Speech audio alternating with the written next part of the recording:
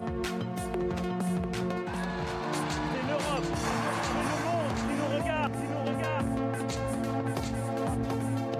L'association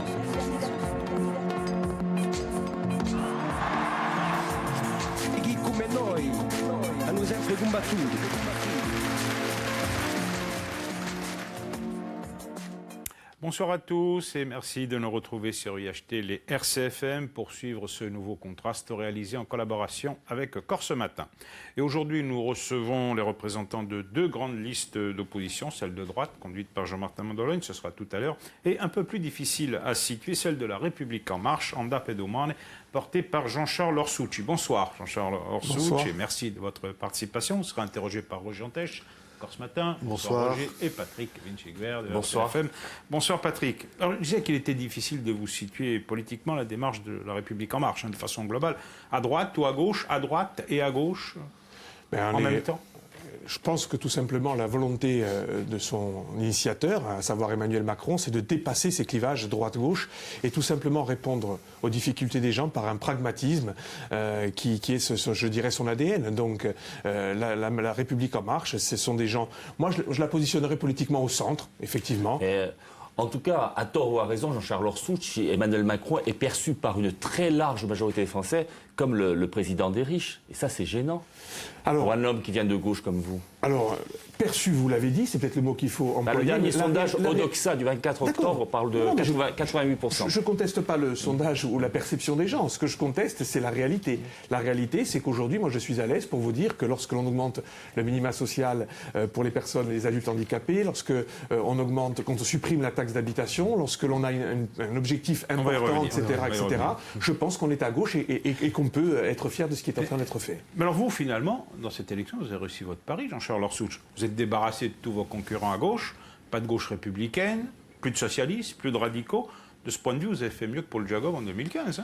Je me suis débarrassé de personne. J'ai cherché. Ils n'y sont pas. Ils n'y sont pas. C'est une réalité. Chacun a pris ses responsabilités. Chacun a fait ses choix en conscience. Je suis satisfait d'avoir rassemblé le plus grand nombre. Et j'estime aujourd'hui qu'entre la France insoumise et les deux listes de droite, j'incarne, et pour gagner d'ailleurs, j'incarne, je dirais, ce grand espace qui aujourd'hui doit accéder aux responsabilités régionales et doit diriger la collectivité territoriale de Corse. Vous comptez sur le soutien de ceux qui occupaient cet espace-là. Je regarde l'exécutif de Paul Jacob. J'ai remarqué en fait qu'il n'y avait qu'un seul de ses membres qui était présent sur une liste, c'est Pierre Diong, et sur une liste de droite pour le coup. Mais tous les autres, il n'y a plus personne. Ce paysage-là est complètement dévasté. Hein. En tout cas, une chose est sûre, c'est qu'après vous avoir entendu pendant des semaines et des mois pendant l'élection législative parler de recyclage de la République En Marche concernant la Jacobie, je pense que cette fois, vous ne pourrez pas me faire ce reproche. Un petit peu quand même, mais pas parmi les dirigeants, hein, pas parmi les figures emblématiques, mais disons les élus. Bon, il y a par exemple Hélène Padovan, Ibarbo Villet, Jean-Baptiste Rafal, puis des Tsoukarelistes aussi. Bon, il y a un certain nombre de noms, on ne va pas tous les citer. Alors, on est bien d'accord. Vous avez recyclé un peu ceux-là. J'ai cherché à rassembler l'ensemble de cette famille, parce que là, je voulais aussi le dire, moi j'assume en totalité le bilan qui a été le mien avec l'ensemble de mes colistés, avec l'ensemble de ceux qui ont composé la majorité territoriale de 2010 à 2015. Je le revendique. Sauf les socialistes. Il n'y a pas de socialistes, il n'y en a pas un. Comment écoutez, vous en avez... Un accord n'était pas possible avec Emmanuel de Gentil, et qu'on se sent un peu orpheline dans cette élection? Je crois que si on regarde de près, bon, déjà, je lis avec attention ce qu'a... Vous étiez proche d'Emmanuel de Gentil. Mais je pense que, je dirais, idéologiquement, nous sommes proches avec Emmanuel de Gentil. Emmanuel de Gentil a des contraintes, comme j'en ai d'ailleurs, hein, des contraintes locales, des contraintes territoriales. Moi, j'ai lu avec beaucoup d'intérêt ce qu'elle a dit, et les mots très durs qu'elle a employés à l'encontre de la majorité territoriale. D'ailleurs, je n'y enlèverai absolument rien.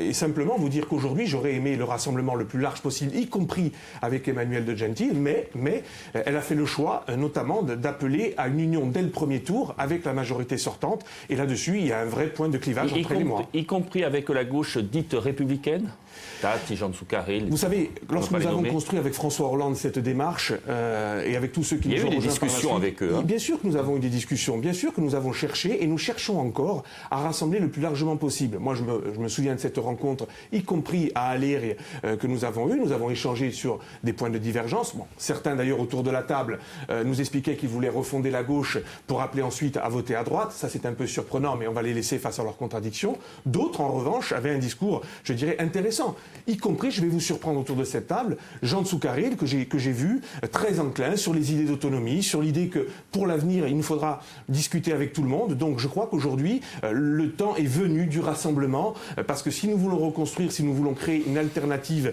à la majorité territoriale sortante, aujourd'hui, je ne vois pas pourquoi les socialistes et les radicaux ne soutiendraient pas cette liste, qui a vocation d'ailleurs même à aller au-delà. Je pense qu'aujourd'hui, des républicains constructifs ou des gaullistes peuvent très bien voter pour nous, parce que c'est l'ADN de la République en marche.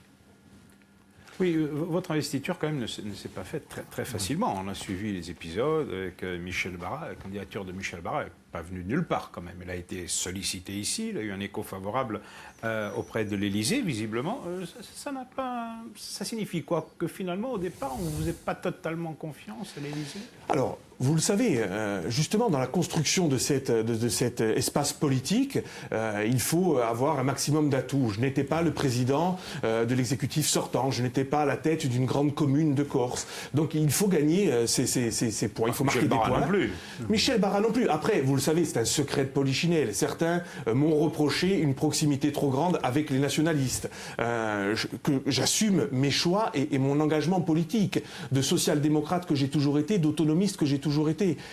Mais la réalité, Jean Vitus, là encore, il faut être clair, c'est que le choix fait en Corse par les comités locaux de la République en marche le 20 août à Corté. Mais il a été validé au niveau national. Ah, mais ça a mis du temps, il y a eu beaucoup d'hésitations. C'est pour ça qu'on comprend d'autant moins à un moment donné, cette apparition de Michel Barra dans le jeu. En plus que vous avez vu l'investiture législative. Si vous me posez tous, je ne vais plus y arriver.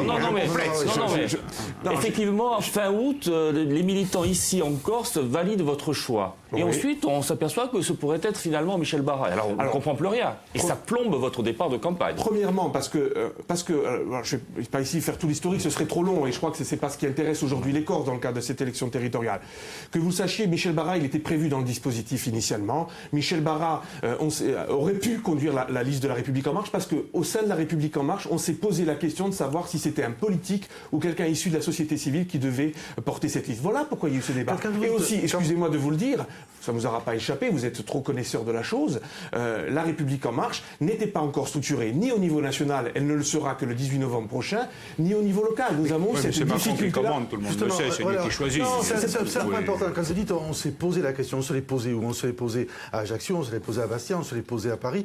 Je crois qu'on se l'est posé, quand on est dans un mouvement national, la question s'est posée au niveau national, et elle s'est posée localement. Et in fine, on va tous se dire que la bonne nouvelle, c'est qu'aujourd'hui, la décision qui a été prise localement de me demander de conduire cette liste, et je le dis aussi, tout à l'heure, j'ai évoqué les partis politiques, de la composition de cette liste, j'ai évoqué, pour d'ailleurs vous dire qu'il n'y a pas eu d'accord d'appareil politique. Ça, nous l'avons refusé. Et que cette liste, elle comprend bien sûr des gens qui ont fait de la politique, et nous en sommes fiers, nous sommes heureux qu'ils nous accompagnent, mais elle comporte aussi beaucoup de gens issus de la société civile. Et c'est ça qui est important aujourd'hui à mettre en avant. Le renouvellement, c'est nous qui l'incarnons aujourd'hui. Une précision, Jean-Charles Orsucci, il y a eu l'hésitation donc pour vous accorder l'investiture. Vous l'avez eu in fine, donc c'était pas évident au départ. Vous avez donné des gages J'ai pas donné des gages. J'ai défendu. Par exemple, pas d'alliance avec les nationalistes. Non, j'ai défendu une ligne politique qui doit être partagée par le mouvement en Corse et elle est partagée par l'ensemble de ceux qui aujourd'hui sont à mes côtés pour avancer. On n'a pas donné de gages. On a tout simplement aujourd'hui défendu l'idée que j'avais peut-être, alors c'est un peu peut-être prétentieux, mais quelques atouts pour réussir le meilleur score possible. Vous gagnez tellement cette investiture. En quoi est-elle une plus-value pour vous? Moi, je ne l'envisage pas en tant que plus-value. Je pense tout simplement que dans la vie, il faut être cohérent. Vous ne pouvez pas avoir été le candidat de la République en marche au mois de juin à l'élection législative et vous servir d'une étiquette pour prétendre à devenir député et un mois plus tard dire non mais cette étiquette-là... C'est une autre élection, l'élection territoriale par rapport à la députation. Oui, mais moi je n'ai pas vocation à instrumentaliser la République en marche. La République en marche avait vocation à être présent aussi dans cette élection territoriale et je crois qu'à partir de ce moment-là, j'étais le mieux placé pour pouvoir défendre. C'est pas une étiquette lourde à porter. La République en marche a quand même un sens particulier dans l'île. Comme la phrase du ministre Collomb, l'autonomie dans la République. Et qui plus est, ça vous coupe d'une partie de la gauche qui est orpheline, on l'a dit. Moi, je crois que la gauche, si c'est la gauche non nationaliste, alors parce que j'ai envie de vous dire, Patrick, aujourd'hui, vous êtes en train de m'expliquer que certains pourraient donc voter nationaliste. Moi, je crois qu'aujourd'hui, que les socialistes, qui sont des Français, ils ont donc vocation à choisir un parti qui les représente. Et la République en marche est le parti qui le représente, à mon avis, le mieux aujourd'hui.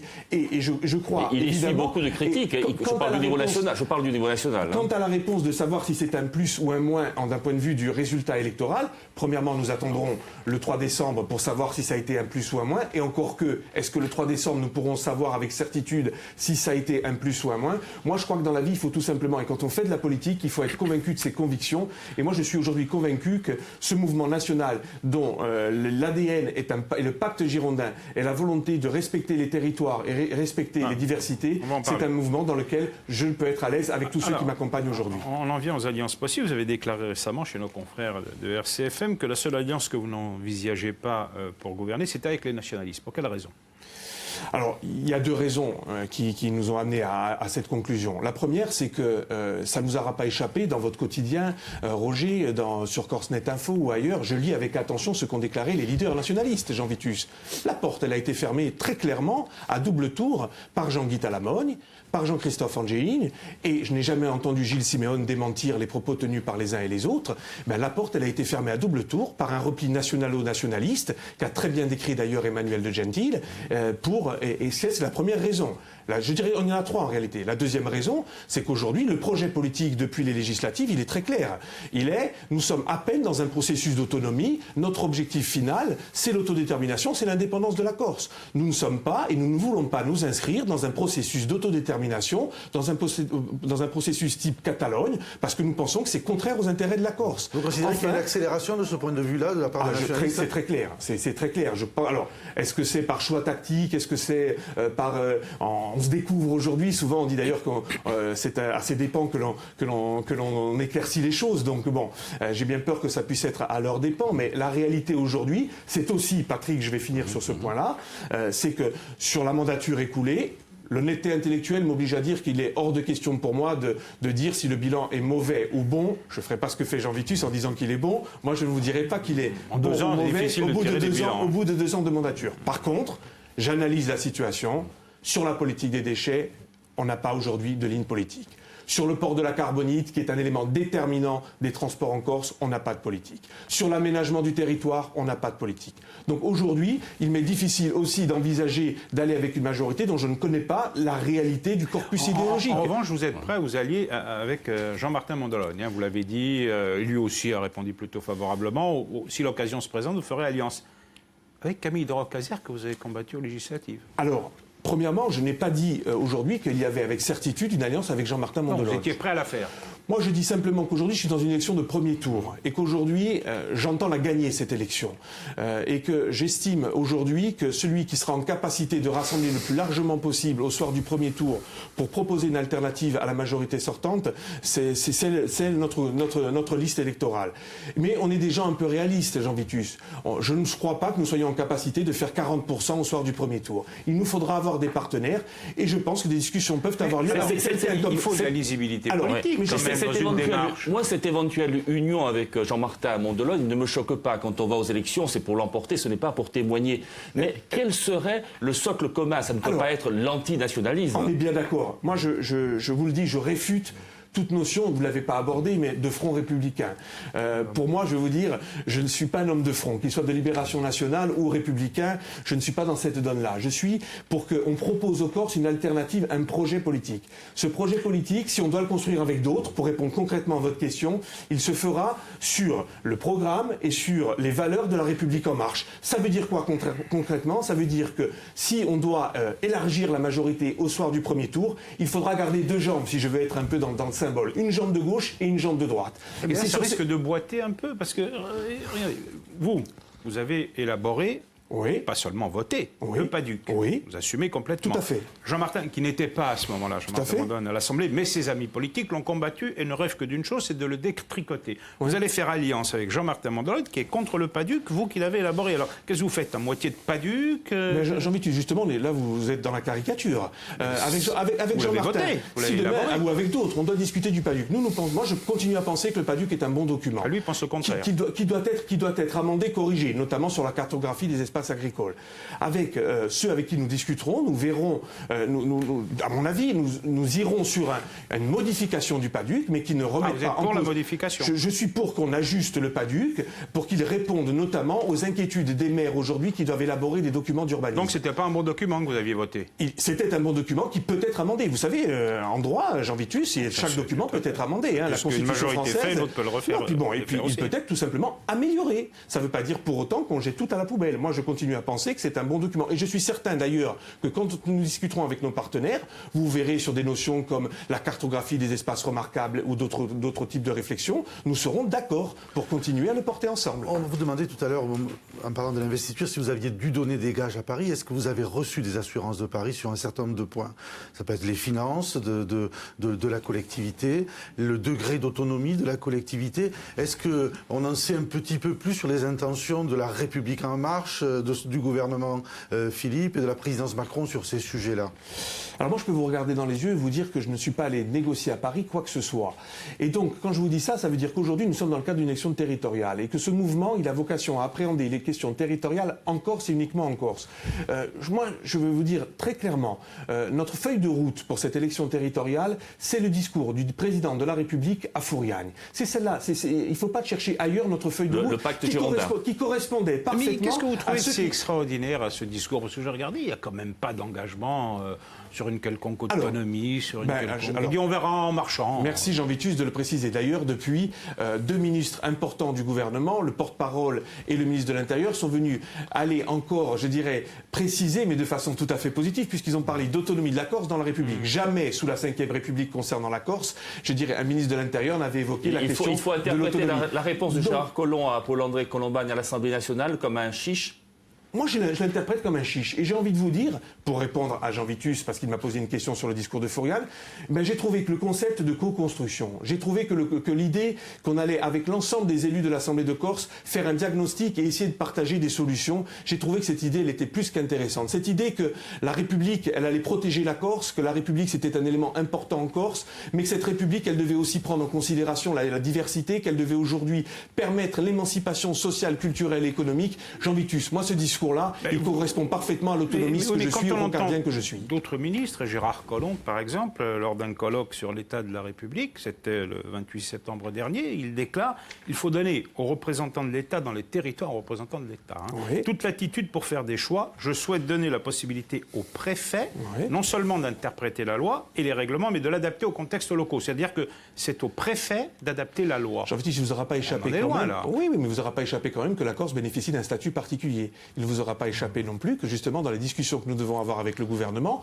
dans ce fameux diagnostic partagé, on pourra peut-être faire remarquer, je dirais, au président de la République et à son gouvernement que la Corse est une île et que donc elle mérite une réponse spécifique. Tout comme, contrairement à ce qu'on disait l'autre jour lorsque nous débattions tous les deux à la radio, dans son ouvrage Révolution, c'est très clair. Cette vision-là, elle n'est pas du tout jacobine. Elle est il dit quand même que l'État a vocation à jouer un rôle central et qu'il faut le renforcer. Peut-être qu'en Normandie, à Bordeaux ou à Strasbourg, la déclinaison qu'a fait Gérard Collomb correspond parfaitement à la réalité du terrain. Et peut-être que si nous sommes forts et si demain la majorité territoriale est présidée par un membre de la République En Marche, peut-être que nous arriverons à nous faire entendre de Paris. Que lors du précédent contraste où vous étiez venu, vous aviez été échaudé d'ailleurs par les déclarations de Macron lorsqu'il était à Orléans en mai 2016. Il avait fait un discours consacré à Jeanne d'Arc et vous aviez quelques doutes sur son côté girondin à ce moment-là. Il vous a rassuré? Alors, premièrement, il m'a rassuré le 9 décembre, Jean Vitus, parce que c'est à ce moment-là que j'ai choisi avec mon ami José-Pierre Modiconacci, Jean-Louis Lucian, de nous engager fortement à ses côtés, parce qu'il nous a rassurés sur l'engagement girondin qui était le sien. Aujourd'hui, moi, je vais vous dire pourquoi j'ai de l'espoir. Parce que quand je regarde ce qu'il est en train de faire au niveau national et de respecter les engagements de la présidentielle, je me dis pourquoi la Corse serait l'exception? Pourquoi, alors qu'il s'est engagé auprès de nous à être dans cette vision girondine, pourquoi il ne le ferait pas? Moi, j'ai la conviction, aujourd'hui, Jean Vitus, après, je serai peut-être démenti demain et vous reviendrez sur cette émission me disant vous étiez dans le pacte girondin. Vous savez, j'ai envie de vous dire, celui qui nous a trahis, entre guillemets, il s'appelait Manuel Valls, mais c'est pas moi qui ai changé, c'est Manuel Valls qui a changé le discours. J'ose espérer qu'Emmanuel Macron sera pas local, vous êtes un maire. Bien sûr. Ce sont même vos racines, et c'est peut-être le premier de vos mandats aujourd'hui, peut-être demain encore. Je l'espère. Mais ça vous trouble pas la fronde des régions, la fronde des départements, la fronde des élus locaux la version girondine Nadine, elle est un peu contrecarrée par cela. Tout le monde se plaint. Tout le monde se plaint d'une vision pyramidale du pouvoir. Roger, moi j'ai relu avec beaucoup d'attention la lettre qui vient d'être adressée par le Premier ministre à l'ensemble des maires de France. Bon, il se veut rassurant. Après, aujourd'hui, on va pas non plus renier ce qu'on est en train de faire au niveau national. Il y a un effort à faire parce qu'aujourd'hui, on ne peut plus endetter la France et continuer à l'endetter. La demande du Premier ministre et du chef de l'État, c'est tout simplement de dire aux élus locaux, vous ne pouvez plus déraper sur les dépenses de fonctionnement. C'est la réalité. Ensuite, il a précisé très clairement dans cette lettre qu'il n'y a pas de baisse de dotation. Bien au contraire, aujourd'hui, on stoppe l'hémorragie. Oui, aujourd'hui, on 13 stoppe cette milliards de hémorragie. moins en 5 ans. Hein. Non, mais la réalité, c'est qu'il n'y aura pas de baisse. En valeur absolue, il n'y aura pas de baisse. Donc aujourd'hui, moi, je me veux rassurant sur cette idée qu'on va prendre en considération les remontées du terrain, à travers notamment la conférence des territoires, et j'espère que nous serons entendus. Après, de façon classique, ça ne commence pas aujourd'hui, que les élus locaux réclament davantage Oui, mais à Paris. vous êtes maire, Oui. je viens de le préciser. La suppression de la taxe d'habitation, ça va vous impacter? Alors, pas du tout, puisque je vous rappelle, alors ça j'ai déjà eu l'occasion de débattre avec vous, la taxe d'habitation. J'ai demandé des précisions au moment de la présidentielle. On m'a garanti qu'on maintiendrait la dynamique des bases et que si augmentation il y avait, ensuite elle serait donc assumée par le citoyen, le maire prendra ses responsabilités. Donc de mon point de vue, l'autonomie des mairies est garantie. Et j'ai lu aussi dans cette lettre du Premier ministre que c'était un engagement sur la fiscalité, il y aura une table ronde pour garantir aux communes, aux départements et aux régions la capacité à pouvoir avoir cette autonomie financière qui est nécessaire lorsque l'on veut être efficace. Alors, vous êtes toujours prononcé, Jean-Charles Orsucci, pour une autonomie, vous venez de le répéter. Jusqu'où? C'est pas un mot creux, autonomie. Pas du tout. Il faut le définir. Hein. Nous défendons. Jusqu'à une autonomie fiscale? Alors, nous pensons avec l'ensemble de Et un nos pouvoir policiers. législatif plein et entier? Je crois que tout simplement, l'ADN, je le répète, de la République en marche, c'est le pragmatisme. Donc je vais vous répondre de façon pragmatique. Aujourd'hui, il n'est pas question pour nous d'envisager effectivement le transfert de la compétence police, justice, affaires étrangères, défense nationale. Ça, c'est ad vitam aeternam. Ça, c'est les pouvoirs régaliens, on est d'accord. Les pouvoirs régaliens restent. Sur l'ensemble des autres pouvoirs, nous sommes dans une volonté d'aller au plus près du terrain. Vous avez dit sur la santé et l'éducation, vous n'étiez pas prêt. Alors, mais je tempère sur 2 points. Et l'actualité brûlante me fait être encore plus, je dirais, catégorique sur le sujet. J'y ajoute en ce moment en Corse, moi je ne suis pas pour le transfert et l'autonomie en matière de santé publique et en matière d'éducation. En matière de santé publique, quand je vois l'état de nos hôpitaux aujourd'hui en Corse et les moyens dont nous avons besoin, si on n'a pas une solidarité nationale, si on n'a pas une péréquation en direction de ces hôpitaux, je ne vois pas comment nous allons nous en sortir. Donc, moi, je souhaite ensuite que dans le diagnostic que nous avons à faire avec le chef de l'État, nous puissions voir quelles compétences seraient aujourd'hui les plus à même d'être traitées localement, et ensuite, si nous sommes en capacité de le faire, de nous accaparer de ces compétences. D'un point de vue général, on pourrait aller vers une autonomie fiscale, ça c'est très important. Alors, je ne suis pas... La Corse pourrait lever l'impôt?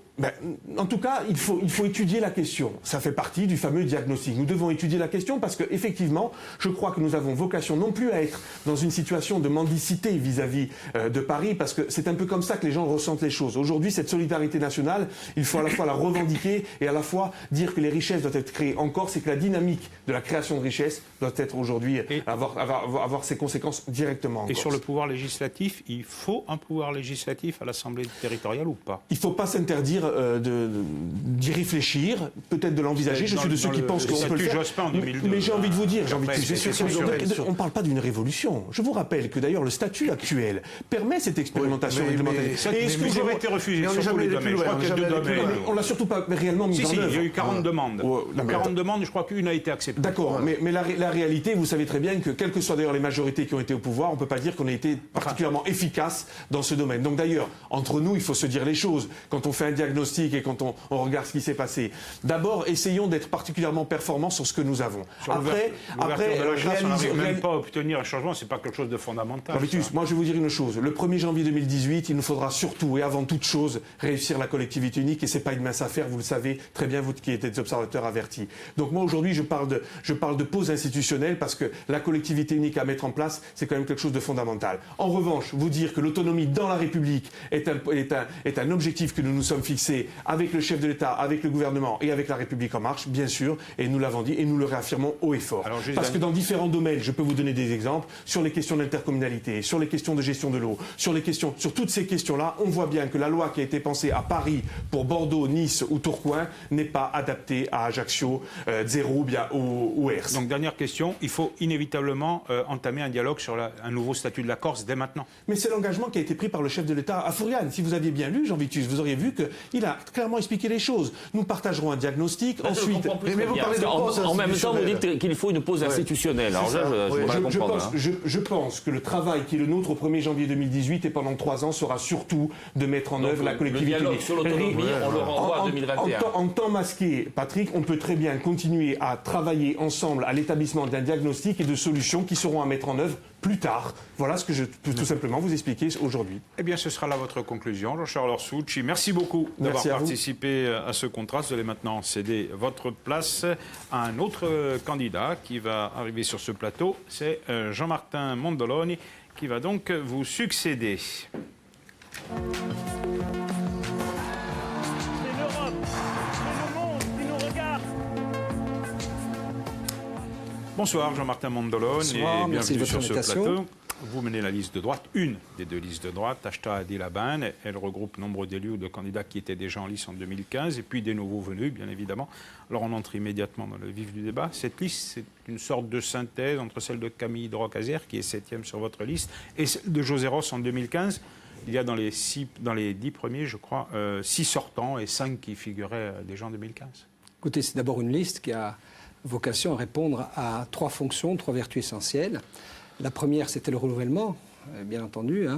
Je crois pouvoir m'enorgueillir d'être la liste qui compte à la fois le plus d'étudiants, la moyenne d'âge la moins élevée, puisque je crois qu'on approche à peine les 45 ans, et beaucoup d'hommes et de femmes issus de la société civile Le renouvellement avec Camille Hydrocazer, 7e. qui n'ont jamais C'est exercé limite, hein. de fonctions électives. La deuxième fonction, et je vais répondre à votre question, il fallait aussi pourvoir cette liste d'hommes et de femmes d'expérience, parce que cette liste, elle est faite pour gagner. Cette liste, elle est faite pour diriger la collectivité. Nous allons avoir besoin de l'expérience d'hommes et de femmes qui, notamment, ont exercé des fonctions électives de très haut niveau. Enfin et surtout, la liste, elle a été composée avec la volonté assumée de réconciliation, tenant compte des échecs du passé et des querelles, des rivalités qui ont amené ma famille là où l'on sait. Et à la faveur de ces 3 vertus, j'ai essayé de trouver un subtil équilibre dont tout le monde s'accorde à dire aujourd'hui que même s'il est fragile, il est réussi. Alors vous êtes en quelque sorte le pendant à droite de Jean-Charles Orsucci. Vous avez réussi votre pari. Vous êtes devenu le leader le nouveau leader de la famille politique à droite. Écoutez, Plus de concurrents. Ce sont les électeurs qui en décideront. Moi, je ne vais pas me prévaloir d'un statut que le suffrage ne m'a pas encore donné. Simplement, j'ai au moins réussi ce pari d'incarner une forme d'oxygénation de la vie politique dans ma famille. Vous m'avez suivi depuis 2010. Mes engagements, du reste trop timides Même à avant, l'époque.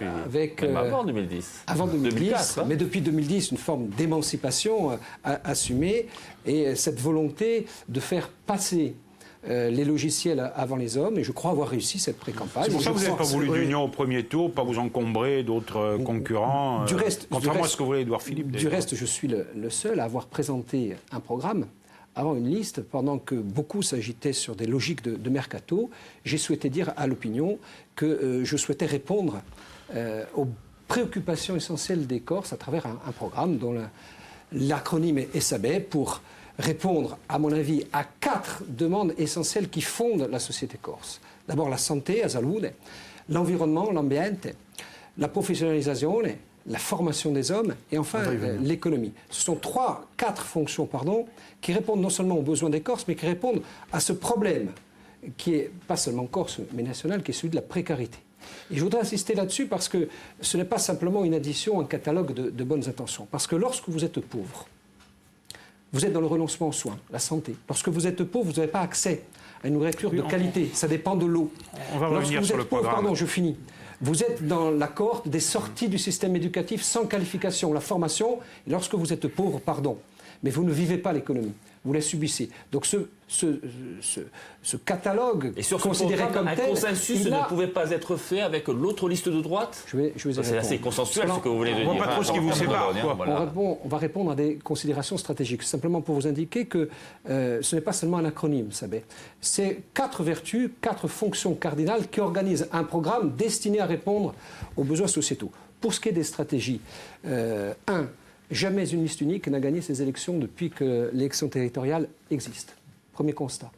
Deuxièmement, moi je crois beaucoup à la diversité. j'assume cette diversité d'expression Donc c'est une à droite. stratégie combinée, c'est ce que vous nous dites? Pas du tout. Le législateur a décidé qu'il fallait 2 tours. Il y a un temps pour l'expression de la diversité et puis un temps pour l'unité. J'ai considéré qu'à la fois sur des aspects stratégiques, il n'est rachapé à personne que 126 candidats sollicitent davantage que ne peuvent l'en solliciter 63. Je ne voudrais pas rappeler de mauvais souvenirs, mais 2 listes, ça vous a peut-être coûté les législatives il n'y a pas si longtemps en Haute-Corse. Je vous parlais de l'élection territoriale. Je crois que l'expression de la diversité, elle est aussi ça de nature... Ça nature... nous a pas réussi non plus la dernière fois en 2015. De nature... écoutez, moi, personnellement, en 2015, j'ai considéré que les 2 listes avaient vocation à rassembler et que, je veux le saluer et le rappeler, nous avons capté pratiquement 28% de l'électorat. Donc ce que vous considérez comme un échec est aujourd'hui à reconsidérer, parce que, vous savez, dans cette élection, c'est le tiers le moins con qui va gagner. Pardon d'être aussi trivial. Parce que cette élection, elle est de nature à conforter la liste arrivée en tête au second tour. Donc ce n'est pas parce qu'on fait 28% ou 35% qu'on est majoritaire dans l'opinion. Parce que je veux rappeler que ce mode de scrutin, il est quand même un prisme déformant. Le président de l'Assemblée de Corse, aujourd'hui, qui dans la mémoire collective est un des patrons de la Corse, représente 4% des inscrits. Donc la lecture qu'on fait des scrutins est quand même assez déviante et il faut s'en méfier. Moi, ce que je considère, c'est que dans cette élection, ma famille a de grandes chances, ma liste a de grandes chances d'être en tête au premier tour, et j'aurai vocation à rassembler naturellement ma famille et à considérer, au regard de ce mode de scrutin, qu'évidemment, il faudra rassembler... Deuxième tour, la fusion est sûre, c'est déjà fait pour vous. Dans votre esprit, c'est fait. Mais attendez, rien n'est acquis d'avance. Je suis en train de vous expliquer que, il y a une expression de la diversité au premier tour. Attention à cette tentation permanente de faire le deuxième tour avant le premier tour. Et en même temps que, naturellement... Ça se discute avant, l'union avec ses partenaires. Ça ne se discute pas le lendemain des élections. Mais tout le monde discute avec tout le monde. Mais le principe, il est acquis, de part et d'autre. Je viens de croiser Jean-Charles Orsucci dans les couloirs de cette émission. Nous avons un peu parlé du sporting. Oui, on a bien compris. Oui. Nous avons un peu parlé du sporting. Et pas que. Nous avons un peu parlé de politique. Tout le monde fait semblant de considérer qu'il y aurait des surprises à ce que des gens se parlent entre eux. Il y a un mode de scrutin qui oblige... Mais là, c'est la même famille. Avec on a le sentiment que vous avez actuellement plus de facilité à parler avec Jean-Charles Orsucci qu'avec Valérie Bozzi. Écoutez, il y a tant d'acrimonie entre les 2 listes. Il n'y a aucune acrimonie. Je crois que jamais. Quand même. Vous savez, c'est ma 6e... Entre vous et Stéphanie Grimal, c'est pas le grand amour non plus. Patrick, c'est ma 6e élection. Malgré mon âge considéré pour certains comme jeune, c'est la 6e fois que je participe à ce scrutin. C'est la première fois que des listes concurrentes, à droite et bien au-delà, sont dans un esprit de concorde et de dialogue aussi avancé. C'est dû, évidemment... Qu'est-ce qui a favorisé ça, justement? C'est la position des nationalistes, par exemple? Ce que disait Jean-Charles Rousseau tout à l'heure. Premièrement, je pense qu'il y a un fait générationnel qui est présent. Nous connaissons avec les uns les autres, nous avons peu ou prou fréquenté les mêmes bancs de l'université et nous avons des réseaux communs, première chose. La deuxième chose, c'est que chacun a pris conscience que ce mode de scrutin qui donne une prime conséquente sur le premier tour, au soir du deuxième tour, il oblige à l'union des forces. Et qu'aujourd'hui, vous avez bien vu que Jean-Charles, qui vient de me précéder sur ce plateau, ne délivre pas d'antagonisme tel qui heurterait cette union. Et évidemment, évidemment avec Valérie Bozzi, nous allons nous entendre. Évidemment, avec Jean-Charles, nous allons nous entendre en fonction des résultats du premier tour. Ce que je dis simplement, c'est qu'il ne faut pas céder à la tentation de faire le deuxième tour avant le premier tour. Ce n'est pas une entente seulement électorale, on n'additionne pas des voix. Il y a aussi le fond politique, Jean-Martin Mandologne. Statut de résident, vous n'êtes pas d'accord. La co-officialité, vous l'êtes, mais certains sur votre liste sont farouchement opposés à ça. Le PADUC, vous êtes contre, il est pour.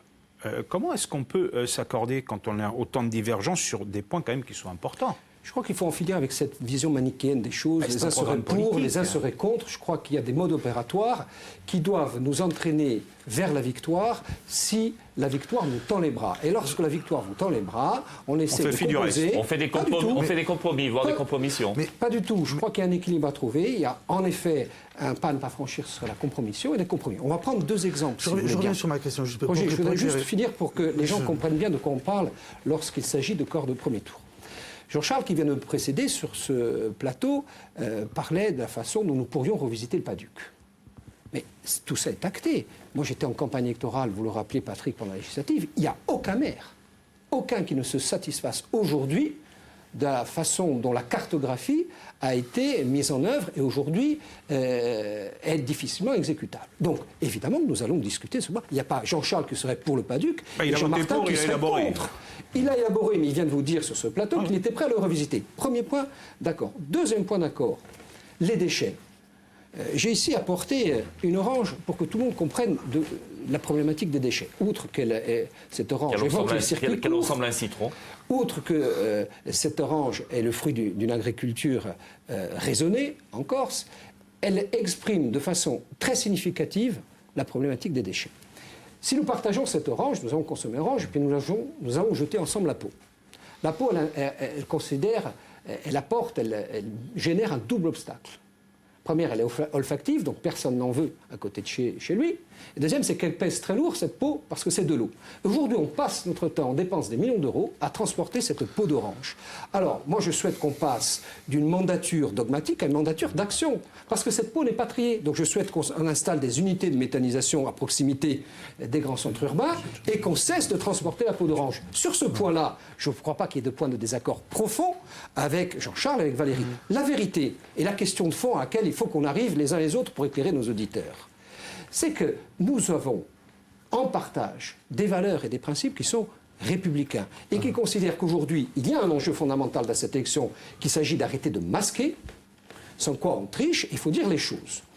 Il y a des nationalistes qui ont conclu un pacte stratégique, un pacte d'union au premier tour. Je voulais venir. Est-ce que l'accélération sur ce climat soudainement apaisé, serein, entre des gens venus de bords différents, de gauche et de droite, c'est pas précisément le débat qui s'est engagé autour des déclarations des nationalistes, autonomie, autodétermination, indépendance, et est-ce que c'est par rapport à ça que qu'on discute aujourd'hui, qu'on débat aujourd'hui? Évidemment oui, Roger, il faut cesser de masquer les choses. Moi je souhaite que cette campagne soit une campagne de vérité.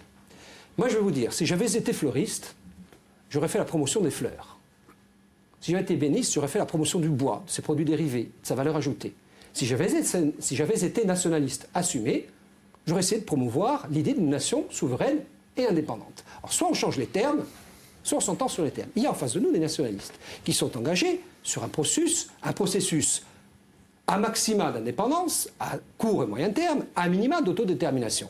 Et il faut que vous demandiez aux nationalistes, si autodétermination il y a, si question il y a, pourquoi ils vont voter? Ils vont quand même pas voter pour le statu quo, ils vont voter pour l'indépendance. Donc, sous des formes modérées, sous des formes plus ou moins masquées, plus ou moins visibles, des nationalistes, en vertu d'un pacte stratégique de premier tour, nous entraînent vers cette voie.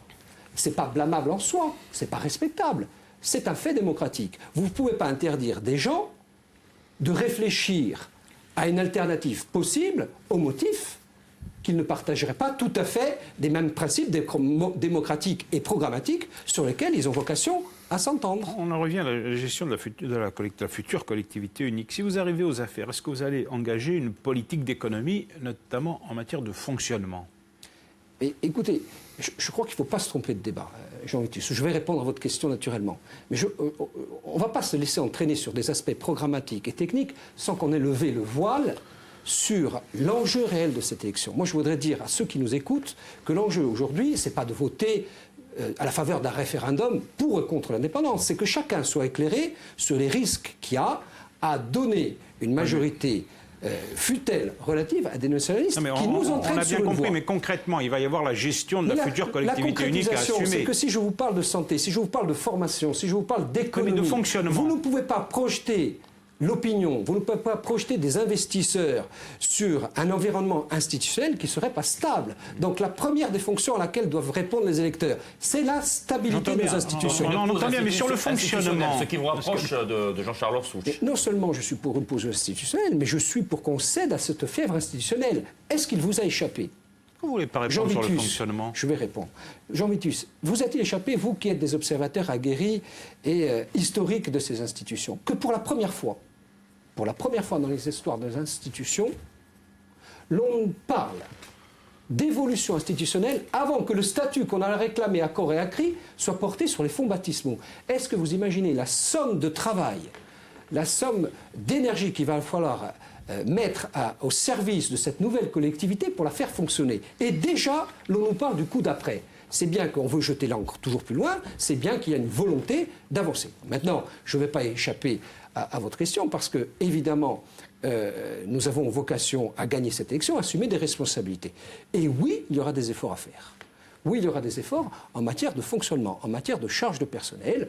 Oui, il faudra se poser la question de cette trajectoire, notamment liée à l'encours de la dette, qui a été dessinée depuis un certain nombre d'années depuis cette collectivité. Vous savez, lorsque j'ai quitté cette collectivité aux affaires dans les années 2008-2010, nous investissions pratiquement 300 millions d'euros par an. Le métier de cette maison... Un peu plus de 300 millions d'euros de dette. Avec un peu moins de 300 millions d'euros de dette. Plus mais le métier de cette maison... emprunts toxiques. Le métier de cette maison, c'était d'investir. Avec des emprunts, fut-ils toxiques, qui représentent une part non significative, la du point de vue CTC n'a pas encore fini de payer. non significative du point de vue symbolique, mais qui nous a permis d'investir. En quelques années, cette maison a changé de métier. Elle n'investit pas. Elle n'investit plus assez. Vous voyez plus une grue, vous voyez plus un collège qui est érigé, vous voyez plus un bâtiment public. Aujourd'hui, cette maison, elle fonctionne. Alors, il faut des fonctionnaires. Et je suis fonctionnaire moi-même. Ce n'est pas moi qui vais diaboliser la fonction publique. Je dis simplement que la fonction publique n'a de sens que si on fixe des ambitions. Et l'ambition de cette collectivité, c'est de nouveau d'investir. Alors, à la faveur d'un certain nombre d'économies, et je le dis, à la faveur d'un certain nombre de choix. Parce que gouverner, c'est choisir. Et choisir, c'est renoncer. Peut-être qu'un certain nombre de politiques qui aujourd'hui sont dispensés à la faveur de subventions non pas excessive, mais à la faveur de l'investissement massif, y compris dans votre camp. Quand on voit la gestion du conseil départemental de Corse du Sud, aujourd'hui, on devra y renoncer. Avec une stratégie dispensieuse qu'on a rarement vue.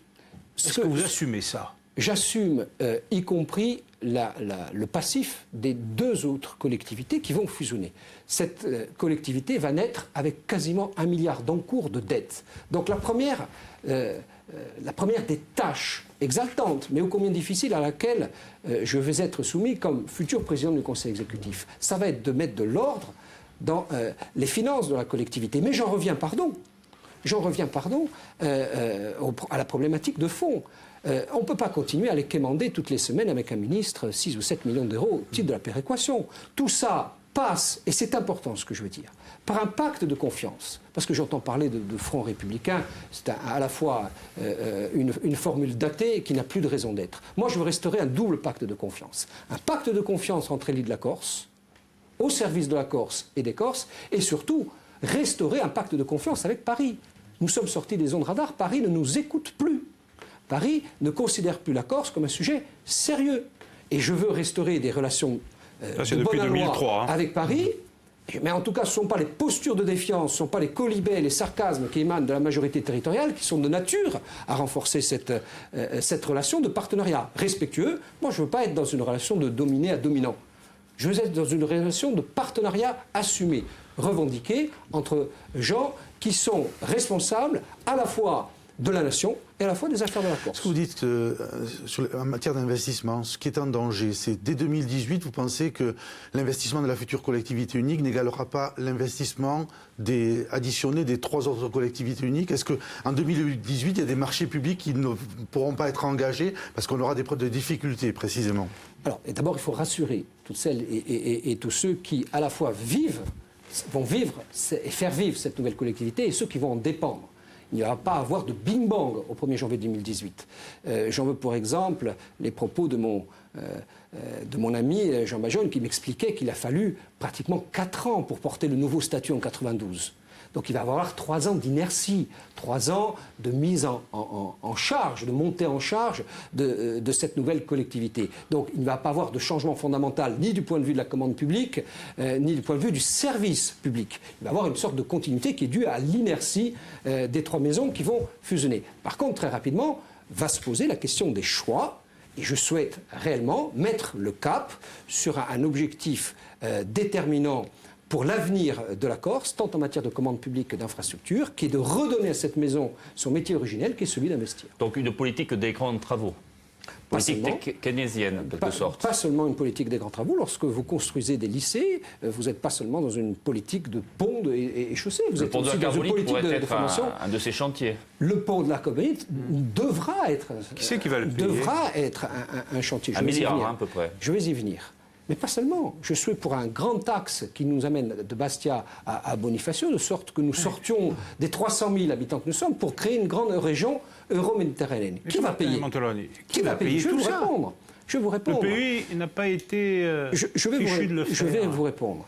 Il y aurait beaucoup à dire sur les clés de répartition du pays et la façon dont les choses ont été négociées et mises en œuvre depuis, mais je crois que ce serait indigeste pour celles et ceux qui nous écoutent. Soit on continue à penser que la puissance publique peut tout faire, en toutes circonstances et en tout lieu. Et à ce moment-là, on voit bien que la raréfaction des fonds publics nous emmène dans le mur. Soit on considère que la sphère privée, qu'il s'agit maintenant d'arrêter de diaboliser, doit être au pot, doit être associée comme partenaire. Et à ce moment, nous avons une chance, en effet, de se projeter dans un avenir, sinon plus radieux, en tout cas qui réponde aux fonctions essentielles de ce que doit être une région ambitieuse. Et enfin, je crois que l'Europe, à défaut de nous tendre les bras, attend qu'on sorte des grands projets. Vous ne pouvez pas aller mobiliser l'Europe, en tout cas Bruxelles, pour le parler du conteneur que vous allez mettre dans votre jardin. Par contre, si vous allez mobiliser la Banque européenne d'investissement avec des projets d'investissement sérieux... Il faut avoir de l'argent. Mais la signature de la collectivité... La Banque européenne fait des prêts et pas des subventions. Hein. Pardon, Jean-Vitus, mais heureusement, et nous avons veillé dans l'opposition, la signature de la collectivité, en dépit d'un emprunt qui commence à être inquiétant, est encore une signature qu'on peut honorer et qui nous permet d'aller, plus que dans des banques privées, en tout cas sur des grands investissements, aller mobiliser... Oui, mais quand on n'a pas de ressources fiscales propres... Aller mobiliser des fonds avec des contreparties. La contrepartie, en effet, c'est qu'à un moment donné, va se poser le problème des ressources fiscales. Et je fais partie de ceux qui, dans le temps, je ne céderai pas à la fièvre institutionnelle, dans le temps pensent qu'il faut toiletter le statut sur 2-3 fonctions essentielles. Et je sais que jeudi dernier, mon ami Jean-Jacques Panouz a commencé à esquisser le sujet au Sénat. Et c'est pour ça que nous étions contre les ordonnances. Sans réponse, d'ailleurs. Sans réponse. La même que celle donnée aux députés, en tout cas. Sans réponse, en tout cas sans réponse opérationnelle. Et c'est ce chantier-là qu'il va falloir mettre en œuvre dans les prochaines années, pas au 1er janvier 2018. Il y a 3 fonctions qui sont manquantes. Et c'est pour ça que nous étions contre la signature des ordonnances. 1. La représentation des territoires.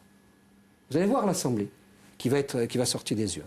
Vous allez voir à quel point les régions rurales, les régions plus enclavées, et je pense aux maires, à qui je voudrais adresser d'emblée un message de solidarité en disant qu'on ne les oublierons pas, aux maires des petites communes qui ne seront plus représentés. On va créer, selon vous, un jacobinisme régional. On a passé des années, pour ne pas dire des décennies, à critiquer le centralisme parisien. Donc il faut un autre statut, quoi. C'est ce que vous dites. Et pour arriver à un centralisme ajaxien de mauvaise loi. 1, la représentation des territoires n'est pas assumée. 2, vous avez la structure financière de la collectivité qui n'est pas stabilisée. Jean-Martin Mandel, vous êtes en train de nous dire qu'il faut un nouveau statut pour la Corse. Il fallait un nouveau statut, pardon. Il fallait une loi spéciale. Il fallait une loi spécifique. C'est la raison pour laquelle nous sommes heurtés à la volonté acharnée des nationalistes d'aller coûte que coûte vers la signature des ordonnances, avec pour seul objectif de tuer les départements. Très bien, les départements sont mourants, sont morts. Et maintenant, comment on fait ? Alors maintenant, on va quémander toutes les semaines des petites retouches institutionnelles. Vous savez très bien, Jean-Vitus, mieux que quiconque, que l'État s'intéresse à la Corse au rythme à peu près de tous les 10 ans. On a raté le coche. Maintenant, je crois que l'objectif prioritaire, c'est de rappeler à celles et ceux qui nous écoutent que vivre en France ne doit pas être vécu comme quelque chose de subi. C'est sinon une chance, en tout cas un privilège de vivre dans un pays qui assure la sécurité sociale, qui assure la retraite, qui assure un système éducatif gratuit. Il faut en finir, je crois, avec ce sentiment assez gênant d'anti-France qui circule à tous les étages de la société. J'entendais hier, pardon, je vais vous donner un exemple très significatif, c'était avant-hier. J'ai cru comprendre que les services de la Défense nationale étaient montés à Corté pour faire un devoir d'information, leur devoir d'information sur des métiers. Et qu'ils ont été refoulés par un syndicat étudiant au motif qu'il s'agissait là d'une armée coloniale. Je voudrais quand même rappeler que les Pumas qui sont stationnés, les hélicoptères Pumas qui sont stationnés à Solenzar, pour 90% de leur activité, concernent le secours aux personnes en mer, concernent le secours aux personnes quand il y a des incendies, concernent le secours aux personnes lorsqu'il y a des inondations. C'est aussi ça, l'appartenance à un grand pays. Je crois que le temps est venu de dire des vérités et de dire que c'est sinon une chance, en tout cas un privilège, que d'appartenir à un pays qui assure une péréquation, un équilibre national, qui assure une solidarité nationale, même si je suis le premier, vous le savez bien, à dénoncer des maladresses lorsqu'elles sont à l'œuvre, lorsqu'elles sont visibles. Vous savez, la Corse, c'est 8 milliards de richesses. Pour 4 milliards, c'est de la solidarité nationale. Donc il faut à un moment donné qu'on réajuste les choses. Il ne faut pas rentrer dans une situation de dépendance colonisante aux instances nationales. Et vous savez très bien à quel point je sais m'émanciper des partis nationaux. Mais je crois qu'il faut resituer l'enjeu. L'enjeu de cette élection, c'est celui-ci et pas un autre. Solidarité nationale, on le voit sur un thème qui est l'un des thèmes de votre campagne, c'est la santé. La santé en Corse, elle ne peut pas vivre sans la solidarité nationale. Quand on voit les problèmes qu'il y a à l'hôpital de Bastia aujourd'hui, ou à Castellucci également. Pas vivre sans solidarité nationale. C'est une fonction essentielle d'un État qui n'est pas jacobin, mais c'est un État protecteur. Ou alors il faudra qu'on m'explique, une fois que la Corse est indépendante, comment on va assurer la couverture de maladies universelles. J'entends parler de soutien à la Catalogne.